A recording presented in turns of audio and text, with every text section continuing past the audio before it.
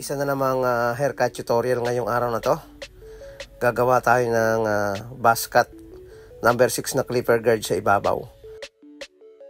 Hindi masyadong mataas ang pagkaka-blending na gagawin natin dito sa gupit na ito. Pwede natin siyang tawagin na buzz drop fade dahil yung transition niya o yung pagkaka-blend niya ay hindi masyadong mataas.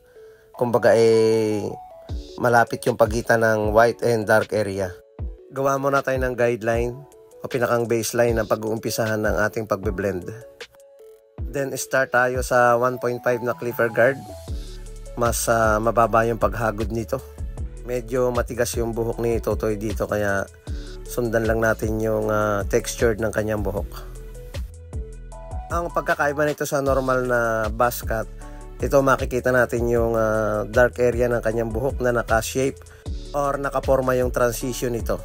Lalo na dito sa may likod, makikita nyo naka-letter U siya. Then gamit tayo ng 0.5 na clipper guard dito sa may pagitan ng white and dark area o dito sa may guideline. Sa paggawa ng draft fade, hindi dapat talaga mataas yung paghagod nito. Kunti-kunting sundot lang, pakanto-kanto lang para yung blending niya o yung pag-transition niya hindi mabigla. Zero open, pwede nating i-zero half sa unti-unting pagbura ng guideline para mas maganda yung blend niya. Nakikita kasi natin yung makapal na pagka-buzz cut sa kanya kapag makapal na clipper guard yung ginamit natin, lalo na yan number 6 yung ginamit natin. Siyempre makikita natin yung form o yung hugis ng kapal ng buhok nito, lalo na sa ibabaw. And then gamit tayo ng trimmer.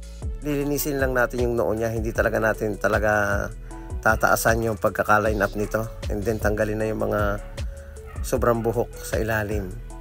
Gamit tayo ng trimmer na manipis ang talim, yung parang inahit na para hindi na tayo mahirapan mag-ahit.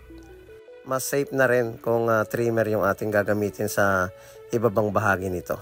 And then ahitan, kunti na lang yung aahitan natin kapag tinanggal na natin yung buhok sa parteng ilalim nito.